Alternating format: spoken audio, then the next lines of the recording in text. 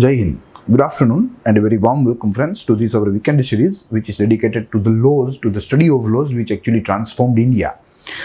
As you all know, our this weekend series is based on this handsome book. It's a very informative book, informative as well as it's actually a game changer, and it is fine crafted by Sir Alex Andrew George, and we will be taking it as a foundation of our series. The book has such potential that it can enhance your understanding about the laws right from British India to present India. Today's topic of our session is charter act of 1833। जैसे हमने हमारे पिछले उपाख्यानों में जिक्र किया था कि charter series पूरी आई थी, और जो अगर हम हिस्टोरिकल बैकग्राउंड ऑफ कॉन्स्टिट्यूशन देखें तो उसमें कुल 4 चार्टर एक्ट्स आए थे, जिसमें कुछ कुछ मुख्य प्रावधान थे, कुछ कुछ महत्वपूर्ण प्रावधान थे। इसमें से जो चार्टर एक्ट ऑफ 1833 था, it was very vital, it was of a very vital importance. तो हम लोग यहाँ इसको डेडिकेटेड इस पूरे उपाख्यान में बात करेंगे। चार्टर एक्ट ऑफ 1973, 1813, 1833 और 1853। तो this was the series of charter act. उसमें से 33 का जो अभ्यास है वो आज हम लोग करने का प्रयास करेंगे। रही बात अन्य 3 चार्टर एक्ट्स की, तो इसका जो अभ्यास है वो हम लोग हमारे लेक्चर 5 में करेंगे। यह लेक्चर 4 में हम लोग सिर्फ चार्टर एक्ट 1833 को नजदीक से देखेंगे, विस्तृत रूप से उसका अभ्यास करने का प्रयास करेंगे। हमने देखा था कि कॉन्स्टिट्यूशन आज का जो हमारा लॉ ऑफ लैंड है, वो लॉ ऑफ लैंड बनाने के लिए इसकी जो प्रक्रिया है वो कई सालों से चल रही थी। It was a very gradual process and it was actually dominated by British parliament. यह पूरी की पूरी जो प्रक्रिया है वो ब्रिटिश पार्लियामेंट की करनी से प्रभावित थी। तो हमें कुछ ऐसे कानूनों को भी पढ़ना होगा, कुछ ऐसे कायदों को भी देखना होगा कि जो ब्रिटिश पार्लियामेंट में पारित हुए हो, भारत के लिए मगर ब्रिटिश पार्लियामेंट में पारित हुए हो। तो उसी के संदर्भ में हम लोगों ने 3 अच्छे जो कानून थे वे देख लिए हैं, जिसमें हम लोग रेगुलेटिंग एक्ट 1773 का जिक्र कर सकते हैं। उसके बाद उसका जो एक सप्लीमेंट्री एक्ट आया which is called act of settlement act 1781। उसके बाद हमने पिट्स इंडिया एक्ट यानी कि 1784 में जो पिट कानून आया था उसको भी जो है नजदीक से विस्तृत रूप से देखने का प्रयास किया। उसके बाद का 1793 का जो चार्टर एक्ट था वो हम लोग आज स्किप कर रहे हैं, that we will be doing in our lecture 5। ठीक है, और उसको स्किप करके हम लोग यहाँ एक अति महत्वपूर्ण चार्टर एक्ट में से अति महत्वपूर्ण 1833 का जो कानून है उसको देखने का प्रयास करेंगे। सेम फॉर्मेट में देखेंगे, बैकग्राउंड देखेंगे, इंपॉर्टेंट प्रोविजंस देखेंगे और उसका जो महत्व है वो भी जानने का प्रयास करेंगे। बैकग्राउंड में मुख्य रूप से हम लोग कारण देखेंगे कि ऐसे कौन से कारण थे जिस कारण की वजह से यह पूरा का पूरा जो एक्ट है उसका जो है फ्रेम होना हुआ, और उसके बाद उसका पारित होना हुआ, पारित के बाद उसका लागू होना हुआ। उसके बाद जो महत्वपूर्ण जो प्रावधान है, जो प्रोविजंस है, जिसे हम इंपॉर्टेंट प्रोविजंस कहते हैं अंग्रेजी में, उसका भी जिक्र करेंगे और उसका इंपॉर्टेंस देखेंगे कि क्या यह इंपॉर्टेंस था या नहीं था। और ऐसे अगर एक्ट होंगे जिसका क्रिटिसिज्म भी हमें देखना पड़े तो उसको भी हम लोग साथ में देखते चलेंगे। तो शुरू करते हैं। देखिए, चार्टर एक्ट जैसे हमने बात की कि इट वॉज अ सीरीज, मैं यहाँ एक बार सीरीज लिख देता हूँ ताकि हमारी जो समझ हो वो थोड़ी क्लियर हो जाए। चार्टर एक्ट 1793, 1813, 1833 और आखिरी में रहेगी 1853। It was the last of charter act 1853 वाली। उसके बाद सीधा गवर्नमेंट ऑफ इंडिया एक्ट 1858 ही आ गया आफ्टर द रिवोल्ट, जैसे हमें मालूम है। देखिए, 1793 का जो एक्ट था वो भी कुछ महत्वपूर्ण प्रावधान लेकर आया था। 13 का भी महत्वपूर्ण प्रावधान लेकर आया था, मगर इन सब में से जो 33 था, it actually changed the whole course. उसने सारी जो दिशा थी भारत में शासन की, ब्रिटिश शासन की, वह दिशा को ही चेंज कर दिया। तो यह हमारे लिए थोड़ा महत्वपूर्ण है, जिसको आज हमने आधार बनाया है। उसके अलावा मैंने आपको अगले उपाख्यान में बोला था कि चार्टर का मतलब आपको यही समझना है कि charter means it was a renewal of licence to for a company to stay in India और टू ट्रेड इन इंडिया। ठीक है, तो हमें सिर्फ वही याद रखना है कि यह चार्टर जो है यह एक प्रकार का रिन्यूअल कंपनी के लिए था, EIC, रिन्यूअल ऑफ लाइसेंस कह लीजिए। ईस्ट इंडिया कंपनी की जो भारत के ऊपर पकड़ थी, वह पकड़ को रिन्यू करता यह एक कानून था। अब क्या हुआ कि यह कानून एक रिन्यूअल कानून था, ये मैं मालूम है। अब जब जब ब्रिटिश पार्लियामेंट को ऐसा लगा कि भारत में कोई सुधार करने की ज़रूरत है, भारत में किसी भी प्रक्रिया को बदलने की ज़रूरत है, भारत में जो है जो पूरा शासन तंत्र है उसको पुनः गठित करने की ज़रूरत है, जब जब ब्रिटिश पार्लियामेंट को ऐसा लगा तो उन लोगों ने यह रिन्यूअल के साथ यही कायदे में कुछ ऐसा प्रावधान भी डाल दिए जिससे भारत का जो तंत्र है, शासन तंत्र, उसमें भारी भरकम फेरफार हो। ठीक है, तो along with renewal provisions, charter act also contained some governing provisions too, क्योंकि उसके लिए ब्रिटिश सरकार को जो है ऐसा लगा कि भाई अलग से पूरा कानून गठन करना वो एक अपने आप में एक वेस्टेज ऑफ टाइम रिसोर्स है और वेस्टेज ऑफ और रिसोर्स है। तो उन लोगों ने क्या किया कि यह रिन्यूएबल कानून में ही ऐसी प्रावधान है, ऐसी जो बातें थी वे रख दी, ताकि एक ही एक्ट के पारित होने से, उसके लागू होने से सभी बात जो है वो सोल्व हो जाए, सभी जो प्रश्न है वो। ठीक है, तो इसी की ही वजह से यह एक्ट में रिन्यूअल ऑफ लाइसेंस के साथ कई सारे अन्य कानून आए जिसने भारत के शासन तंत्र को बदल कर रख दिया, सदैव के लिए बदल के रख दिया, जिसका जिक्र हम लोग आगे करने वाले हैं। अब अगर कानून की बात की जाए, यह पर्टिकुलर चार्टर एक्ट की, जो आज का हमारा आधार है,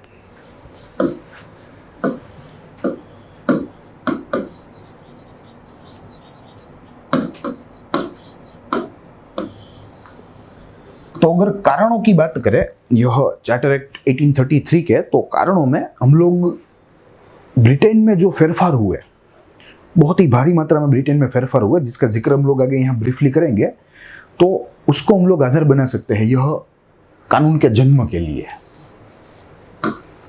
ये थोड़ा इंपॉर्टेंट है। और इंडस्ट्रियल रिवॉल्यूशन आपने सुना ही होगा,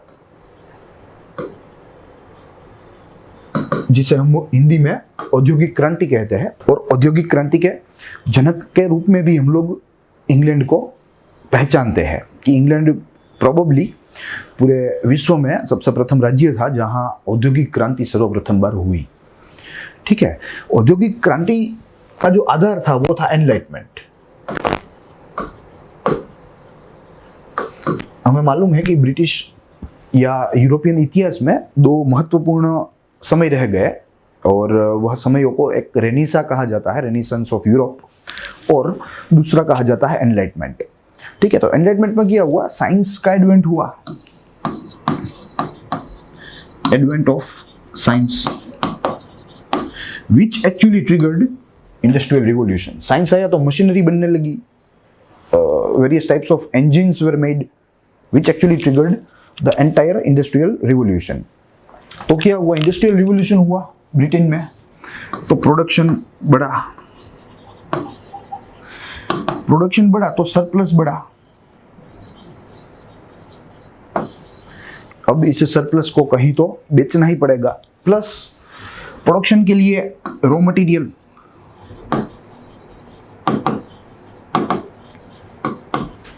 आपको ज्यादा से ज्यादा प्रोडक्शन करना है तो आपको रॉ मटेरियल भी ज्यादा से ज्यादा चाहिए। तो रॉ मटेरियल और अपने सरप्लस को बेचने के लिए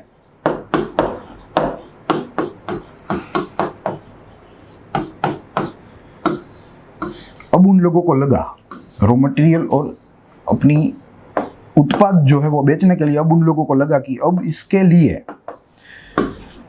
हमें पूरे साउथ एशिया के ऊपर फोकस करना होगा, पूरे साउथ एशिया के ऊपर ध्यान केंद्रित करना होगा, जिसमें सबसे अच्छा, सबसे सक्षम, सबसे प्रबल देश जो है वो है भारत। भारत एक बहुत ही बड़ा बाजार था, प्लस कुदरती संसाधनों का एक खजाना था। तो यहाँ रॉ मटेरियल भी जो है वो बहुत ही प्रचुर मात्रा में था। तो इसी के लिए इन लोगों ने अपनी जो पसंदगी है वो भारत के ऊपर उतारी। ऐसा नहीं है कि अन्य कोई जगहों पर एक्सप्लॉइट नहीं किया, इन लोगों ने कोई जो है कोना साउथ एशिया का बाकी नहीं रखा, मगर भारत के ऊपर इन लोगों का कुछ प्रेम जो है वो ज्यादा ही था, और वो भारत की संसाधनिक अमीरी की वजह से था। अगर भारत इतना संसाधनों की दृष्टि से अमीर नहीं होता तो शायद ब्रिटिशरों की इतनी रुचि नहीं होती भारत में। ठीक है, तो ऐसे कुछ कारणों की वजह से इन लोगों का जो ध्यान है वो भारत के ऊपर आया। अब आज तक तो ईस्ट इंडिया कंपनी के नीचे पूरा का पूरा प्रशासन था पूरे भारत का, तो अब इन लोगों को ये भी लगा कि यह EIC को, ईस्ट इंडिया कंपनी को अब धीरे धीरे साइड करना होगा। इन्होंने एक झटके से नहीं किया, मगर अब धीरे धीरे ग्रेजुअली यह जो प्रोसेस है ईस्ट इंडिया कंपनी को साइड लाइन करने की वो शुरू हो गई। 100% जाके किया 1858 के गवर्नमेंट ऑफ इंडिया एक्ट में, मगर तब तक धीरे धीरे कुछ ऐसे प्रावधान डालकर, कुछ ऐसी जो है शासन तंत्र को दिशा देकर ईस्ट इंडिया कंपनी को साइडलाइन करना शुरू हो गया था। यह हुआ पहला कारण। दूसरे अगर कारण की बात करें तो हमें यहीं से फिर से शुरू करना होगा। अब सरप्लस आ गया है तो एक्सपोर्ट शुरू हो गया है बहुत ही बड़ी मात्रा में, इन बिग वॉल्यूम हम कह सकते हैं। इतने अर्ली समय में बहुत ही बड़ी मात्रा में एक्सपोर्ट होने लगा तो द्रव्य आने लगा, धन आने लगा। Industries became prosperous. अब इंडस्ट्री प्रॉस्पर हुई तो यहाँ के जो वर्कर्स थे, यहाँ का जो कारीगर वर्ग था, उन लोगों को भी इच्छा जगी आर्थिक रूप से सदृढ़ होने की, आर्थिक रूप से संपन्न होने की। तो इन लोगों ने एजिटेशन शुरू कर दिया, प्रदर्शन, हड़ताल इत्यादि मांग करने लगे कि हम लोगों की आर्थिक जो परिस्थिति है वो भी हमें अच्छी बनानी है। आज दिन तक सब कुछ जो प्रोडक्शन कार्य था, सब कुछ जो उत्पादन के संबंधी जो कार्य था, वो सब कुछ सरकार के हाथ में था। प्राइवेटाइजेशन अभी यहाँ नहीं हुआ था, मगर अब इन वर्कर्स ने अपनी आर्थिक परिस्थिति को अच्छी बनाने के लिए धीरे धीरे जो है देखाव करना शुरू कर दिया, विरोध करना शुरू कर दिया। This agitation resulted in reforms act of 1932, जो कि ब्रिटिश पार्लियामेंट के द्वारा पारित हुआ इंग्लैंड में लागू होने के लिए। रिफॉर्म एक्ट से क्या हुआ, जो लिबरल प्रिंसिपल्स थे वे लागू होना शुरू हो गए। अब तक लिबरल प्रिंसिपल्स नहीं था, अब तक प्राइवेटाइजेशन नहीं था, मगर अब धीरे धीरे रिफॉर्म्स एक्ट से यह लिबरल प्रिंसिपल दाखिल होना पूरी इंग्लैंड के सिस्टम में शुरू हो गए। लाइजर्स फेयर का principal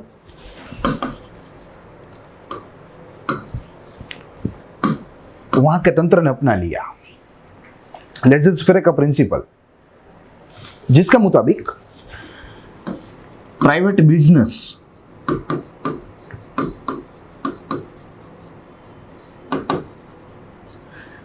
is allowed without any type of government interference। तो यहां से प्राइवेटाइजेशन की शुरुआत हुई। अब ये प्राइवेट लोग भारत में आ सकते हैं, अपना व्यापार कर सकते हैं, या भारत नहीं दुनिया के किसी भी कोने में जा सकते हैं, अपना व्यापार कर सकते हैं। तो इसके लिए एक मार्केट की आवश्यकता थी। फिर से वही बात आएगी, इन प्राइवेट बिजनेस को प्रोडक्शन करने के लिए भी रॉ मटेरियल चाहिएगा और सेल करने के लिए कोई मार्केट चाहिए। तो भारत दोनों प्रोवाइड करेगा, अच्छी तरह से प्रोवाइड करेगा पूरे साउथ एशिया में। ठीक है, तो इन्हीं कुछ कारणों की वजह से चार्टर एक्ट को लाया गया। उसके मुताबिक चार्टर एक्ट में सर्वप्रथम तो हमें मालूम ही है कि यह एक रिन्यूअल थी, तो 20 बरस का लाइसेंस और ईस्ट इंडिया कंपनी के नाम पर एक्सटेंड कर दिया गया। हालांकि ईस्ट इंडिया कंपनी को थोड़ा दुर्बल बनाया गया, मगर उसका जो लाइसेंस है, उसके प्रेजेंस का, उसके आप कह लीजिए कार्य का, वह रिन्यू कर दिया गया। फिर अन्य कुछ ऐसे प्रावधान भी डाले गए जिस प्रावधान से ट्रेड जो है वो अच्छा हो, प्लस सेंट्रलाइजेशन ऑफ पावर कर दिया गया, जो इस एक्ट की सबसे महत्वपूर्ण जो है प्रोविजन है, या आप कह लीजिए प्रावधान है। तो आगे करके हम लोग एक एक जो इंपॉर्टेंट प्रोविजंस है उसका जिक्र करते जाएंगे और उसको भी समझने का प्रयास करेंगे।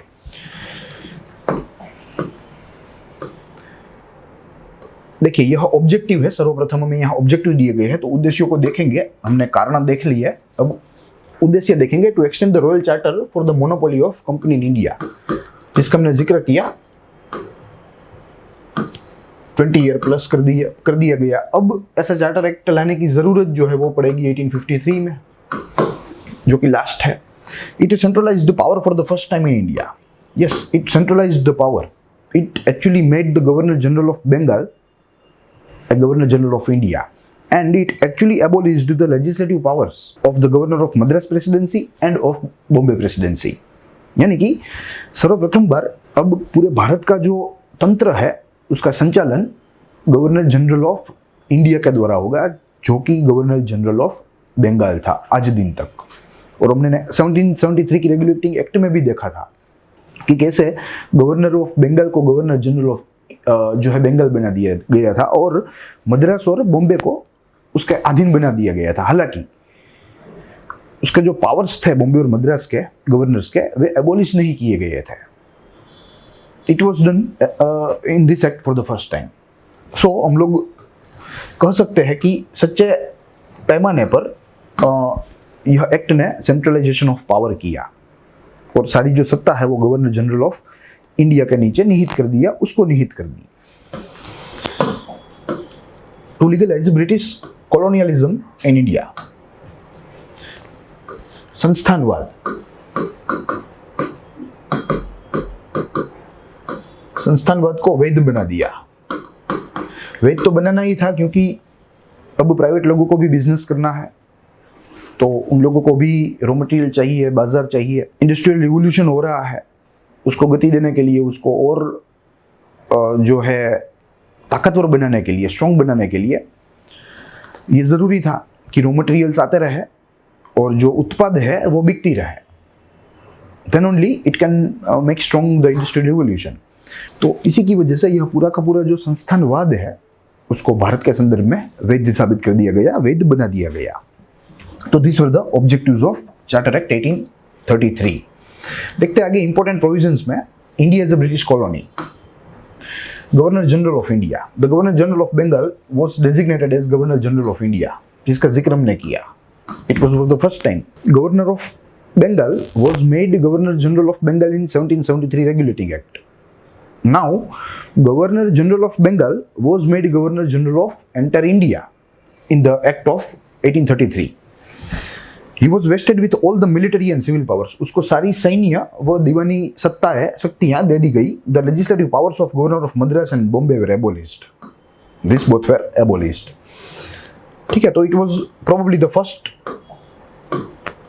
law which actually abolished the power and made the governor general of Bengal a governor general of India a more powerful governor ever before। देखते हैं, for the first time the entire territory of India was under unified control, जिसका जिक्र मैंने किया। और वो unification हुआ था और वो जो सत्ता का जो केंद्रीकरण हुआ था वो हुआ था गवर्नर जनरल ऑफ इंडिया में, because there was no more powers of governor of Bengal and governor of Bombay।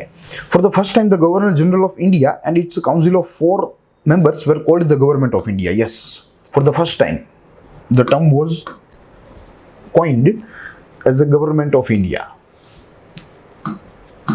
किसको? गवर्नर जनरल ऑफ इंडिया को और उसकी जो परिषद थी वह परिषद को, और यह परिषद को भी इंडिया काउंसिल कहा जाता है।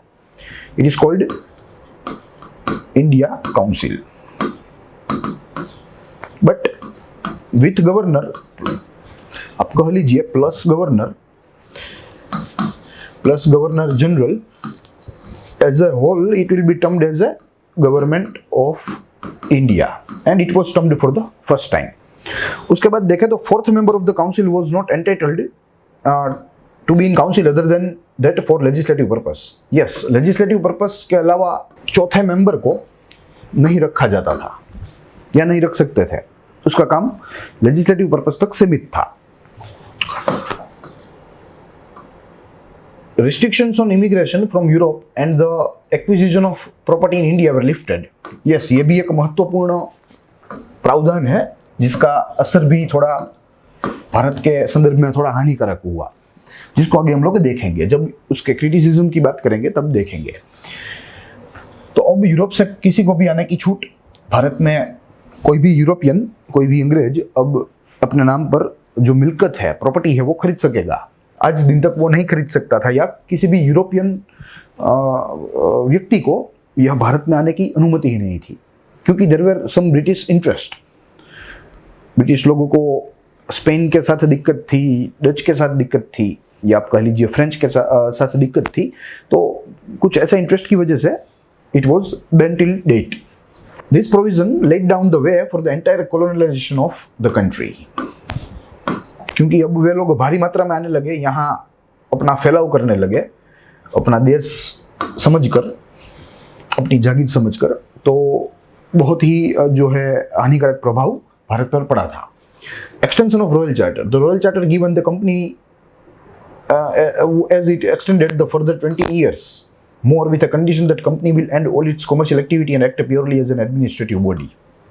देखिए, कंपनी को जब 17वीं सदी के पूर्वार्ध में जब उसको अनुमति दी गई, तो उसको बताया गया था कि भाई आप सिर्फ ट्रेडिंग एक्टिविटी ही करना, आपको अनुमति सिर्फ ट्रेडिंग एक्टिविटी की ही है, मगर यहाँ आने से जैसे हमने देखा कि कंपनी का जो ध्यान है वो अपने कार्य से भटक गया और वो अपने वाणिज्यिक काम से दूर होकर वो शासन में लग गई, गवर्नेंस में लग गई।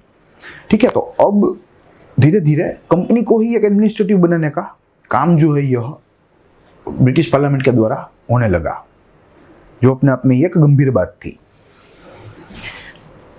The company's territory were held by in the trust for His Majesty is heirs and successor, यानी कि क्राउन।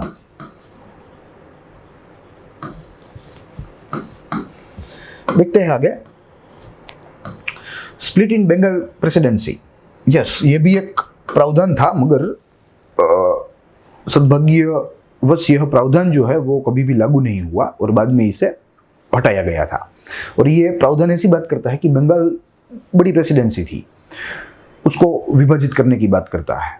फोर्ट विलियम में, which means Calcutta and it's area, and Agra, या आप कह लीजिए fort Agra and the area in its proximity. ठीक है, मगर फॉर्चुनेटली यह पूरी की पूरी जो प्रावधान है वो कभी भी लागू नहीं हुई। देखते हैं आगे, codification of laws. The laws made under the previous acts were known as regulation, while the laws made under this act were called laws. Yes, आज तक रेगुलेशन से ही हम लोग जानते थे कि रेगुलेट करने के लिए ब्रिटिश पार्लियामेंट के द्वारा ही यह पारित होते हैं, मगर अब इसको लॉ का स्वरूप, अब इसको कानून का स्वरूप मिलने लगा। The Governor General in Council was directed to appoint Indian Law Commission. It was set up under the chairmanship of Lord Macaulay. The Governor General in Council was directed to look into the laws of marriage and authority of the head of the family before codifying the other civil laws. देखिए, civil laws की बात आई, personal laws की बात आई, तो governor general in council को यह कानून के द्वारा यह काम सौंपा गया कि आप लोग यह पूरे के पूरे मुद्दे पर देखें और ऐसे देखें कि जो धार्मिक भावनाएं हैं किसी भी धार्मिक समूह की, उसको हानि ना हो, उसको क्षति ना पहुंचे। ऐसे आप लोग यह मैरिज के लॉज का या अन्य किसी ऐसे पर्सनल लॉज का कोडिफिकेशन करें। देखते हैं आगे, the British parliament retained its power to enact, repeal और amend any law in India. Yes, British parliament ने अपनी जो सत्ता थी वो अपने पास ही रखी कि किसी भी लॉ को बना सकती है भारत के संदर्भ में, किसी भी लॉ को लॉ में फेरफार भी कर सकती है, it can amend and it can repeal too. किसी भी लॉ को अगर खारिज करना है तो भी यह संभव था ब्रिटिश पार्लियामेंट की जो है उसके द्वारा। देखते हैं government services under section 87 of act of 1873, 87 of Charter Act of 1833, merit was declared on the basis for admission in government service without any exclusion based on religion, race, caste and birthplace. It was an first attempt to introduce open competition in India, but this provision was negated after vehement opposition from board of directors who held the right to appoint company officials. Yes, it was the first attempt to influx the open competition for the recruitment, but जैसे हमने देखा कि court of directors के द्वारा इसका विरोध हुआ और इसी की वजह से यह जो प्रावधान है वो उसको हटा लिया गया, वरना बहुत ही अच्छा प्रावधान था. It was without any type of discrimination and was based on eligibility. Slavery. It was important provision as it advised the Governor General in Council to make laws to abolish the prevalent system of slavery and its form in India. तो यह अच्छा प्रावधान था क्योंकि गुलामी प्रथा को नाबूद करने की बात कर रहा था, गुलामी प्रथा को अबोलिश करने की, इराडिकेट करने की बात कर रहा था. तो यह एक अच्छा प्रावधान था अपने आप में ही. Spread of Christianity. It laid down the provision to favor the establishment of Christian establishment in India and increase the number of bishops to 3. Yes, spread of Christianity. तो ये एक भारत के संदर्भ में बुरा या आप कह लीजिए खराब प्रावधान था, जिसकी वजह से भारत में क्रिश्चियन प्रभाव बढ़ा. तब की जो क्रिश्चियन गतिविधियां थी वो बहुत ही इंटेंस हो गई थी, रिलीजियस कन्वर्जन बहुत ही इंटेंस हो गया था. ठीक है, तो ये थोड़ा हानिकारक प्रावधान हमारे हिसाब से हम लोग कह सकते हैं. ठीक है, तो ये सारी मुख्य प्रोविजंस थी in context to charter act 1833. जैसे मैंने बताया कि चार्टर एक्ट की जो सीरीज है उसमें हम लोग अपने नेक्स्ट लेक्चर में यानी कि लेक्चर 5th में we will be going to see the entire charter series apart from this act of 1833. यानी कि चार्टर एक्ट ऑफ 1793 देखेंगे, उसके बाद 1813 का देखेंगे और उसके बाद 1853 का जो कि आखिरी था उसके भी कुछ महत्वपूर्ण जो प्रावधान है जो हमारे लिए जानना थोड़ा ज़रूरी है उसका जिक्र करेंगे. उसके बाद फिर से जो लॉज है अकॉर्डिंग टू दिस बुक उसको देखने का प्रयास करेंगे. उसके बाद 1909 का गवर्नमेंट ऑफ इंडिया एक्ट हम लोग देखेंगे. ठीक है, तो आज के इस पूरे सेशन में इतना ही. I hope you enjoyed the session. और यह पूरी की पूरी सीरीज मात्र और मात्र इस लॉ के अभ्यास को ही समर्पित रहेगी. और जैसा हमने बताया है कि there are 100+ laws, 100+ important laws, बाकी तो कई सारे हैं मगर 100+ important laws which are actually more beneficial to us in our preparation. So that's all for today. We will meet again in our this series in the next week. So till then, stay tuned, stay watching Growth Mode UPSC, stay happy, stay safe.